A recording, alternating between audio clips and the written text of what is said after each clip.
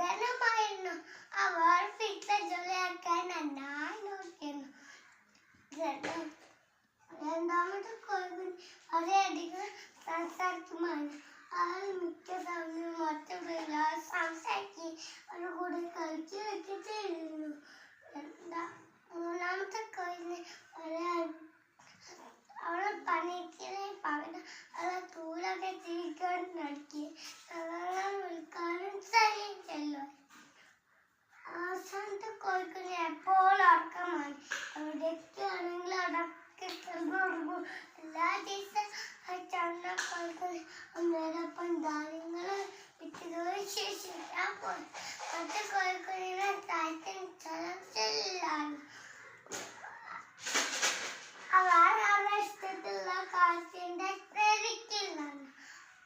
ഒരു ദിവസം അമ്മയും ചന്നക്കോഴിക്കുഞ്ഞും പൊട്ടായി. ആ വിത്തുകൾ നട്ടു. ചെടികളെല്ലാം മുറിച്ചു. എല്ലൊക്കെ പഠിപ്പിച്ചു. അങ്ങനെ അമ്മയും ചെറിയ ചന്നക്കോഴിഞ്ഞും ധാന്യങ്ങൾ വിത്തുകളൊക്കെ വീട്ടിലേക്ക് വന്നു. കുറച്ചധികമായി വീട്ടിലേക്ക് വന്നു. പച്ചക്കോഴിക്കുഞ്ഞുങ്ങൾ കഴിക്കാൻ തുടങ്ങി. ഇതിങ്ങനെ കുറച്ച് ആഴ്ചകൾ പോയി.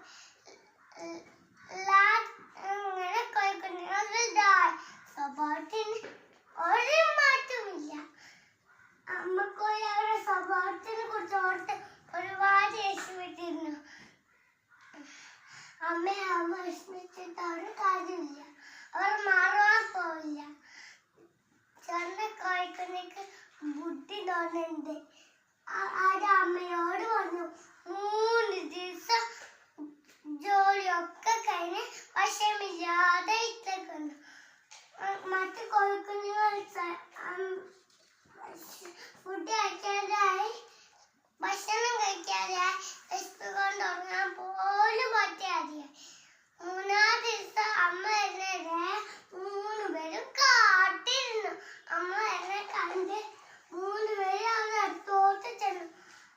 അമ്മ പറഞ്ഞു, ഞാനും നിങ്ങളെ മൂത്ത സഹോദരൻ പോയ ഒരുപാട് ഭക്ഷണം കൊണ്ടുവരാൻ പാടാണ്. അതുകൊണ്ട് നിങ്ങൾ 3 പേരും വന്നു. അങ്ങനെ അമ്മ കോഴി അവർക്ക് 3 പേർക്കും കയ്യിൽ ഒരു അപ്പം കൊടുത്തു. അവർ കഴിച്ച് പിറ്റേ രാവിലെ ആ 3 കോഴിക്കുഞ്ഞും ചൊണ്ണ കോഴിക്കുഞ്ഞും അമ്മയും കൂടി ഭക്ഷണം കൊണ്ടുവരാനും പോയി തുടങ്ങി. അങ്ങനെ അവർ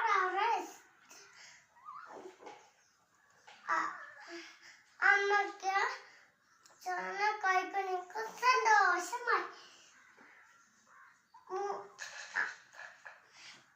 3 കോഴിക്കുഞ്ഞുങ്ങൾ തന്റെ അത്സരമൊക്കെ മാറ്റി വെച്ച് പണിയെടുക്കാൻ തുടങ്ങി. അമ്മക്കും ചെറിയ ചൊണ്ണ കോഴിക്കും സന്തോഷമായി. കൂട്ടുകാരെ, നിങ്ങൾക്ക് മനസ്സിലായി കളിയാടാനും ചെയ്തു നല്ല കാര്യങ്ങൾ